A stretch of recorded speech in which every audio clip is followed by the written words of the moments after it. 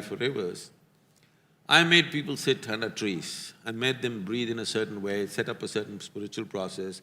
I said, see, what you exhale, the tree is inhaling. What the tree exhales, you are inhaling. One half of your breathing apparatus actually hanging out there. People sat like this, and now they got into a tree planting frenzy, you can't stop them.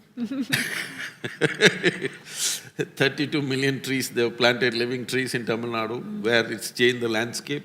You can't stop them anymore because when they see a tree, tears come to them, because there is a sense of union. So, our best insurance is our humanity, not from somewhere else and impose law upon ourselves. Instead of stirring up humanity, we are trying to make people believe all kinds of things. The moment you believe one thing and I believe another thing, conflict is just a question of time.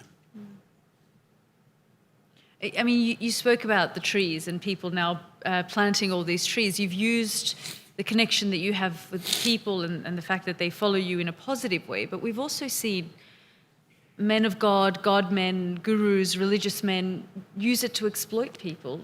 Just recently we had a case here in India. See, unfortunately, corruption has seeped into every sphere of life. There are corrupt politicians, there are corrupt policemen, there are corrupt journalists. I won't take it personally. There are. Many of them have been caught on something or the other. And unfortunately, there is corruption in the so-called spiritual space also. So this is a more fundamental problem than being associated with one particular type of activity. It is there everywhere. But in this sphere of life, maybe it's more stark and more painful because this is a sphere of life which runs on trust. So this is why, in many ways, in the last 35 years, I have transformed the spiritual space. You don't have to trust me, you don't have to like me, you don't have to love me.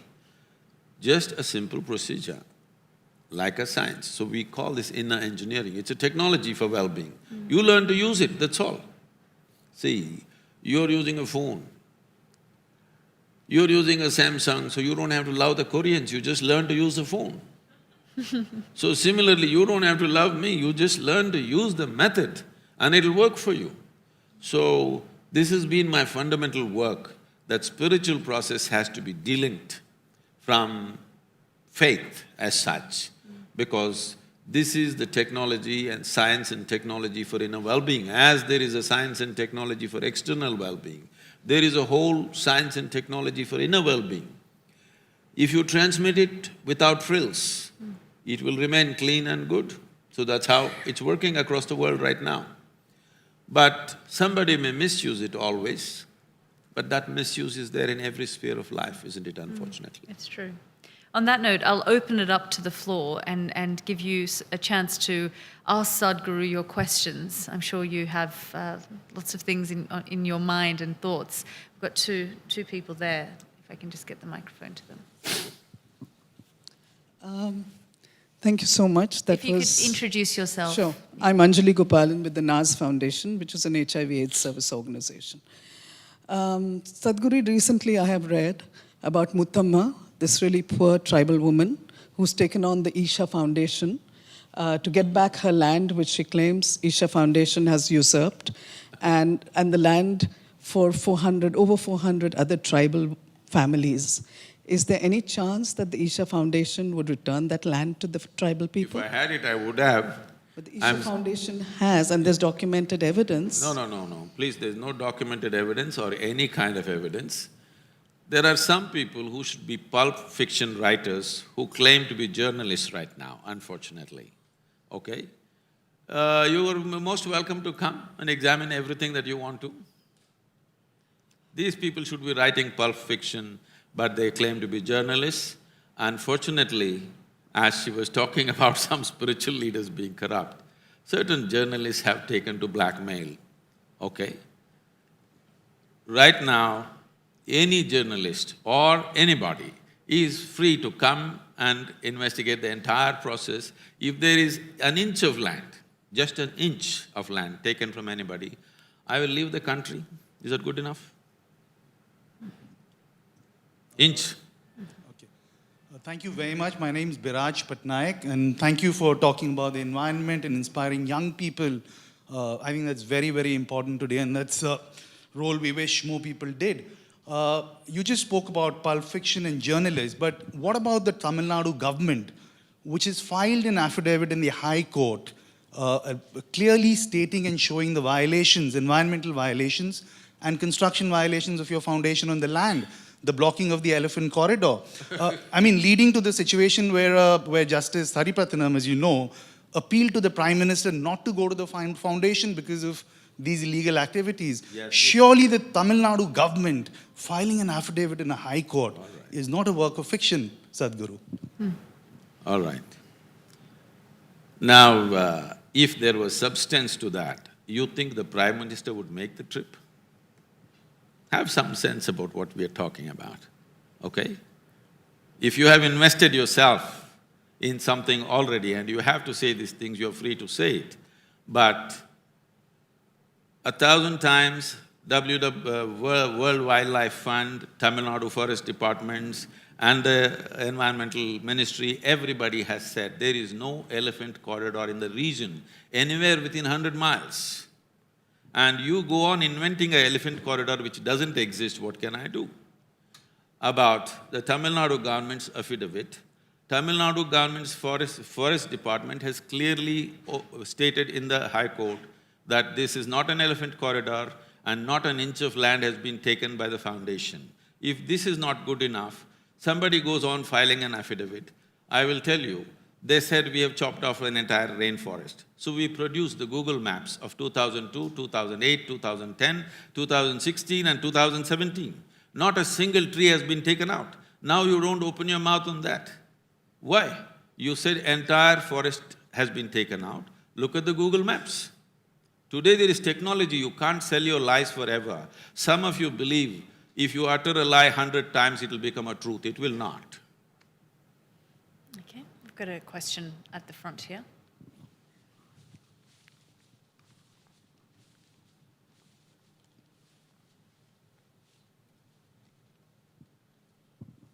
Sadhguruji, namaste. So I think the work we do with our firm is kind of infringing with your inner engineering because we are trying to potentially put 3D printed organs into people. So that's again inner engineering, giving someone a new life. So again, to keep it serious, sir, my question is on the lines of the work you're doing with Rally for Rivers and again steering up the Indian youth's enthusiasm to kind of go out there and create positive change. Where do you see this going forward? Now it's Rally for Rivers. Do you see yourself being an advocate for much bigger changes? And do you see yourself as being someone as a change maker who can drive the Indian youth towards creating positive change in this country? I'm interested in you, whether you're young or old, okay? Not just for the youth. About Rally for Rivers, we have presented a draft policy recommendation to the government. Now it is going to the state governments. We have put it online for the media and others, and we are also sending it to all the top environmentalists in the world, in case they can contribute something. But the important part is, largely, all the states have agreed upon the policy. This was the biggest hurdle because it's a concurrent subject between the center and the state. And they could never get the states to agree because there are various political parties. Now all the political parties, we brought them to concurrence that they have agreed to how the rivers should be treated as such, which is a major step because concurrence has come. This makes it easy for the central government to go about the policy. It will definitely become a policy in a short while. When it will become a law may take some time because there are many social and other kinds of complexities in implementing this. But we want to set up large-scale modules which are economically successful to prove to the farmers this new way that we're talking about will work out to their advantage. Without setting up an economic success, we don't want to push it. Once it's an economic success, I think it'll go like a revolution by itself. Great. Yeah, two here.